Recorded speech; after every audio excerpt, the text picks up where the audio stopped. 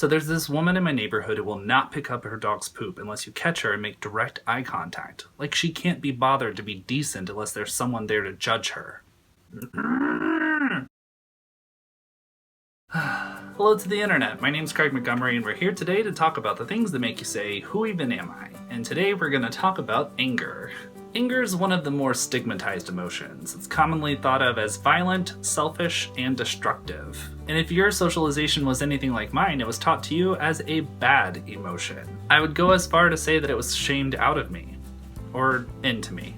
I'll get into that. Anger is a very complex emotion. It can be very difficult to understand why you're feeling it, and there's actually a really good reason for that. It's a reactionary emotion, so it is going to be symptomatic of a situation or an environment that you are currently in. So understanding why you're feeling anger requires you to be able to understand what the triggering response was. But here's the kicker. It might not be from a situation that's currently happening to you. Be it out of habit or a one-off situation that catches you in a weird place where you're not allowing yourself to feel anger, that energy gets stored in your body. All of that frustration just tenses up into a tight little fold in all of your muscles, and if you're actually aware enough, you can feel it happen. You can feel shoulders rise and it just tenses up if it gets really bad. Happens to me a little too frequently. Prolonged periods of this type of repression can lead to chronic pain, and they will definitely lead to unwanted lashing out.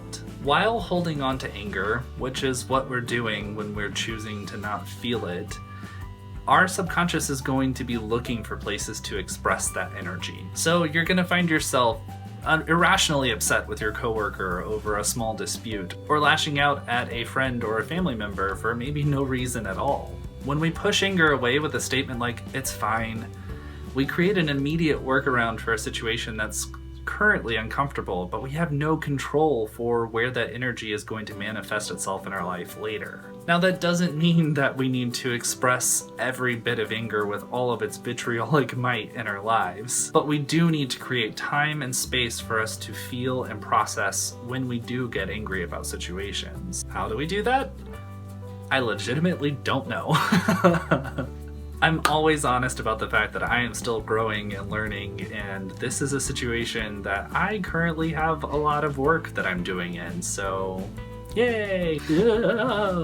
I have discovered after lots of articles and YouTube videos and things and research that I'm typically feeling anger most when I am ashamed of something or when I'm feeling afraid. My initial defense against feeling shame or fear is to puff up with anger to try and protect my identity. It's quite literally like a caveman protecting his home from a predator. I'm not terribly educated on the physiological response in the brain, but I do know that it has something to do with the amygdala, which is the part of the brain that initiates the fight or flight response. So even though this is a psychological and or emotional experience, your physiological response to it is very much exactly as if something was threatening your physical livelihood. Intense moments of anger will cause increased heart rate, they are going to flood your body with a lot of hormones, and you're going to have a general lack of ability to focus on anything other than the triggering event. I will say that this happens in varying degrees. Hopefully not every slight in your life puts you into rampage mode. If it does, then I would suggest that you seek help for that. There are a lot of different resources. I would suggest starting with a therapist who specializes in anger management. But for anything that isn't a chronic issue, it can feel maybe easier in the moment to let that guy cut in front of you at the coffee shop for the third time this week. And maybe standing up for yourself in the way of telling him that he can't cut is too much for you. And that's okay. But that does mean accepting the responsibility of processing the part of you that's pissed off at him for cutting, and probably the part of you that's pissed off at yourself for not standing up and telling him that he can't. Both are doable, but trying to pretend that you're not angry about it won't make it true. It's human nature to be selfish, and we have to honor that, even if for whatever reason in your own personal life you're trying to not be selfish. I know personally I usually feel like the extra 3 minutes that I lost from the guy cutting in line doesn't feel like it's worth the emotional grief of having a conflict with him. But that often leaves me with a piece of bottled up anger that I don't know how to process afterwards that can stay with me for a week. And That's not good. I will say as a caveat, because of the stigma around anger and the reality of what can happen when you express it toxically, it can feel like something that you should be repressing. I shouldn't feel angry. I'm always very wary of emotions that come with the should word because those are shame-based. In American culture, anger is very much seen as a bad thing.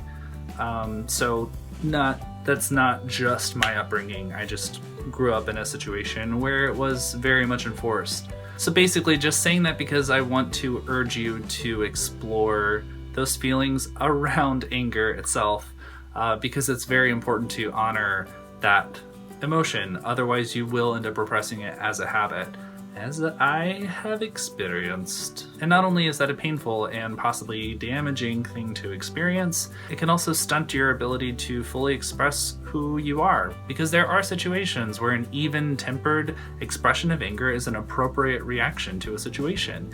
And you should be able, you hear me with that?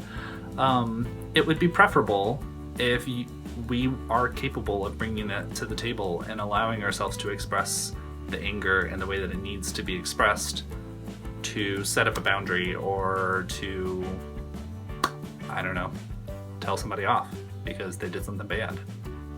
Bad.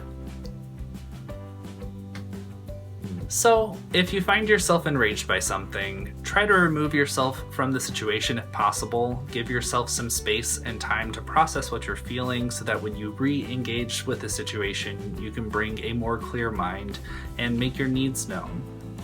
Yeah? I mean, that sounds a little hippy-dippy, I'll be honest, but... I'm currently trying this thing out on Twitter where I am tweeting out #tinyangers, where I'm trying to express the things that make me angry in my life so that I can learn to recognize the emotion when it's happening. If you want to check that out, you can hit me up at Gregory James on Twitter. And seeing as that's really the best I have in learning how to deal with my own anger, I don't really have anything else for you this week. I mean, awareness has to be like 50% of the battle, right? If you have any thoughts, tips, or experiences with processing anger, I would love to hear from you in the comments below. If you liked the video, give it a like, and I would love it if you would subscribe to my YouTube channel.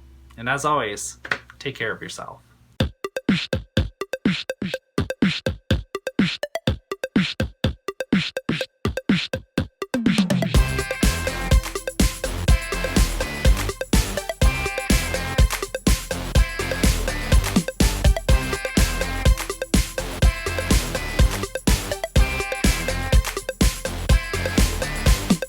Okay, bye.